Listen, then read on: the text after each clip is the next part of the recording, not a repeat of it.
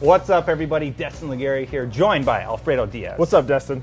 Alfredo, what are we talking about today? Today we're talking about what controller is better for first-person shooters, the Correct. Xbox One Or the PlayStation 4. Now, what really surprised me is that I never thought that I would be on the PlayStation side of this conversation. But the PlayStation 4 controller has been improved in every way from the PlayStation 3, and it's actually my preferred controller for first-person shooters. Preferred?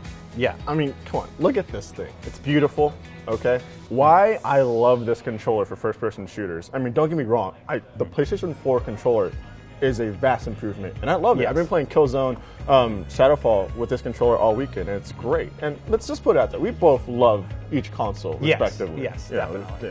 But I mean, just holding the two, this is an FPS controller. The triggers themselves, I mean, they're hooked. FPS players, they're gonna be really aggressive when they're playing and using their controller. So the fact that these are hooked, they keep my fingers in place comparatively to these, which are nice. They're a lot better, but yes, you still kind of get a little bit of that slip from getting too aggressive, you know, with my shots. That accompanied with the fact that the bumpers are really close to the triggers, and let's be honest, you want the bumpers to be just a second, you know, an afterthought, just click, click, click. Point taken. Let's talk about what they changed from the 360 controller, which is perfect, by the way, to the Xbox One controller. The bumpers, specifically. They're wider. They're at an angle where it's more difficult to hit them. Like, it's awkward. You hit them with, like, this part of your hand. And, moving on from the bumpers, the buttons have changed. There's now less surface area on this for, like, if you do default in Call of Duty, right? You know, you have to press down on these a lot. I will say that the PlayStation 4 controller, in terms of like actually clicking on the analog sticks, feels infinitely better than the Xbox One. And the bumpers feel better too. Like the ergonomics just feel better on the PlayStation 4 bumpers do feel good, but I like how that's. I'm torn between the bumpers because I love how wide the bumpers are here. In terms of analog sticks, my fingers never slipped off the analog sticks for the PS4 when playing Shadowfall. But for the Xbox One, I don't know, they have these, you know, the grooves and the fact that you have that little like insert, you know, that kind of just keeps your fingers, I don't know, I feel like they really keep it in place. Well, let's compare the touch screens. Oh, wait.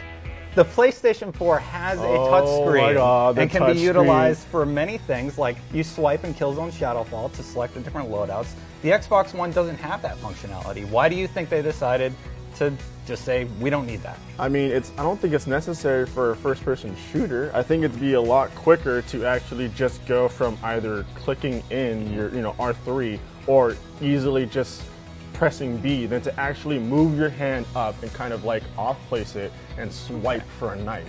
I'd be pretty upset. And let's be honest, people who play first-person shooters, we care a lot about our kill-death ratio. Yes. And we want to know about it all the time. It's a lot easier for me to just move and press the start button right here, just quickly move.